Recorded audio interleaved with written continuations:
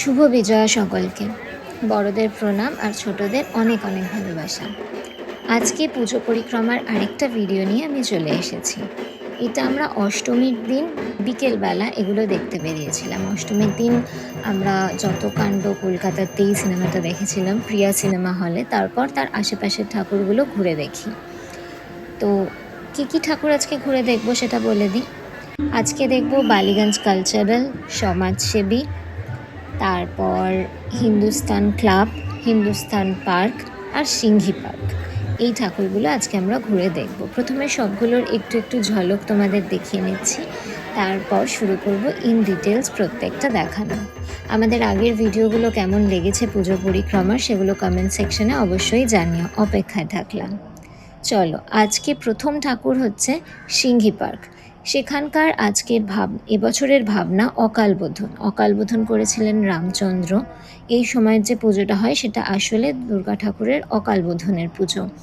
তো সেই ভাবনার ওপর দাঁড়িয়ে রয়েছে এই বছরের ওদের থিম। তো তোমরা একটুখানি পজ করে এটা পড়েও নিতে পারো। তো চলো ঘুরে দেখি সিংহি পার্কের পুজো, তারপর আমরা নেক্সটায় যাব।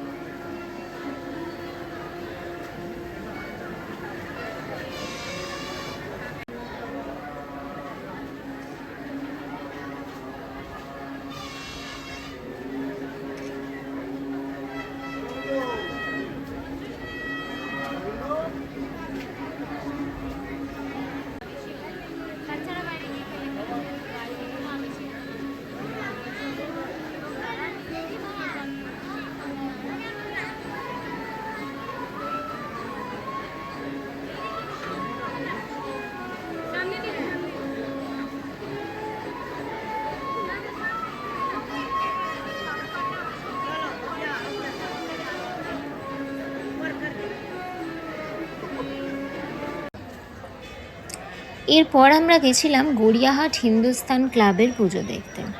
এখানকার পুজো বিখ্যাত হয়েছে ওদের লাইটিংয়ের জন্য। সেই লাইটিং এই দেখো, যেটা মাথার উপর কমপ্লিট চাদরের মতো ঢাকা থাকবে লাইটিং, এই লাইটিংয়ের জন্যই কিন্তু এখানকার পুজোটা বেশ বিখ্যাত। সবাই এই লাইটিংয়ে ছবি তোলার জন্য, ভিডিও করার জন্য এই জায়গাটায় আসতে কিন্তু চায়। তো চলো দেখে নিই আমরা হিন্দুস্তান ক্লাবের পুজো।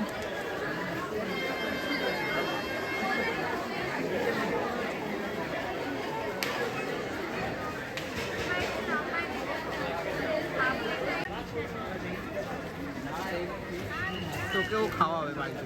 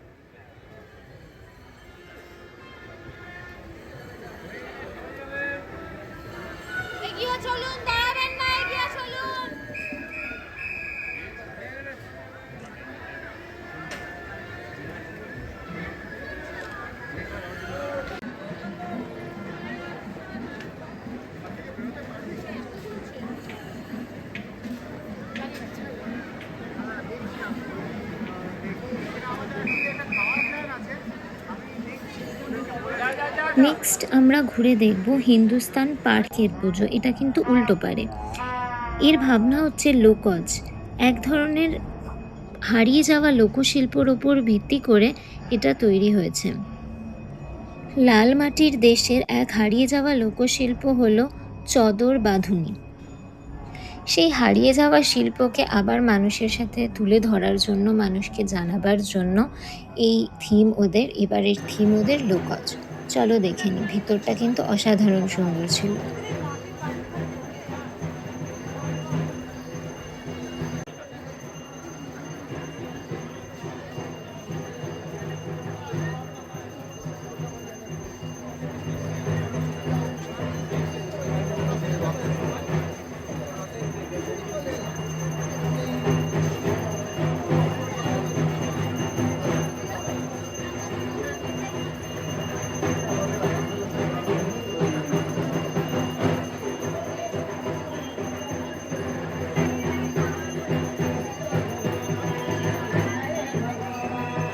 আমাদের প্রথম নর্তকীরা ওই দাঁসায় নাচ করতো। দাঁসায় নাচ করতে করতে একটা সেই দুর্গা পুজোর সময়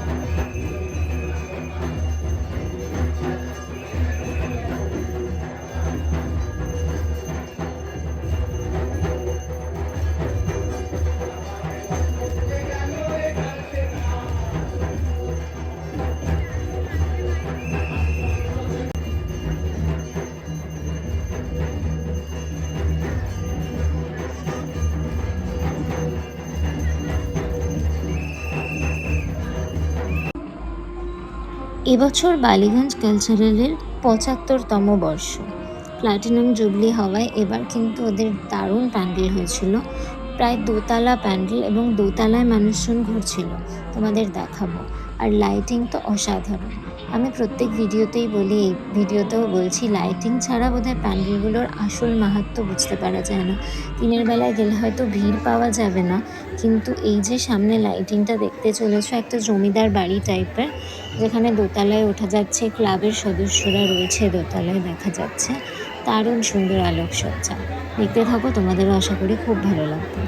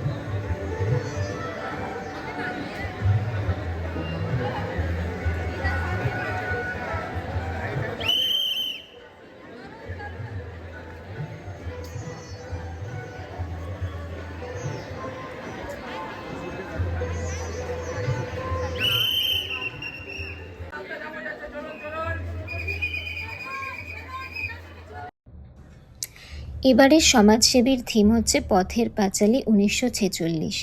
সমাজসেবীর পুজো শুরু হয়েছিল 1946-এর দাঙ্গার সময় থেকে। তাই এর একটা অদ্ভুত স্মৃতি রয়েছে। আর্ট ছাপিয়েও এখানে অনেক ওপার বাংলার মানুষ এসেছিলেন, যেমন মেঘনাদ সাহা, লীলা রায়, যদুনাথ সরকার, তারা সবাই এই পাড়ার বাসিন্দা ছিলেন। তো তাদের স্মৃতিকেই ধরে রেখে এবারের ওদের নিবেদন পথের পাঁচালী 1946। ধর্ম, জাতপাত এসবের ঊর্ধ্বে গিয়ে এই পাড়ায় স্থান হয়েছিল সকলের। তাই ধর্ম, জাতপাত, ভেদাভেদ, হিংসার অসুখে জর্জরিত এই জগতে বারবার এক চিলতে সমাজসেবী নেমে আসুক, এটাই ওদের এই বছরের ভাবনা। চলো ভেতরটা ঘুরে দেখে নিই।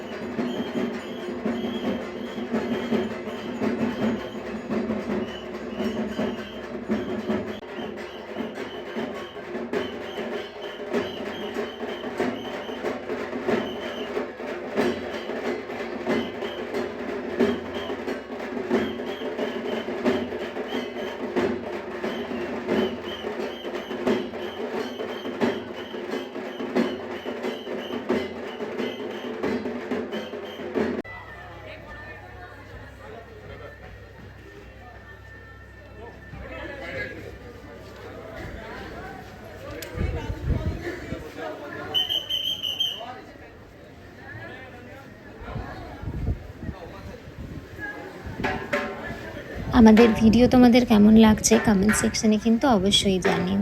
আবার চলে আসবো নতুন কিছু পূজা পরিক্রমা নিয়ে। যাদের দেখা হয়নি, মন খারাপের কোনো কারণ নেই, আমাদের ভিডিওতে তোমরা সমস্ত কিছু দেখতে পাবে।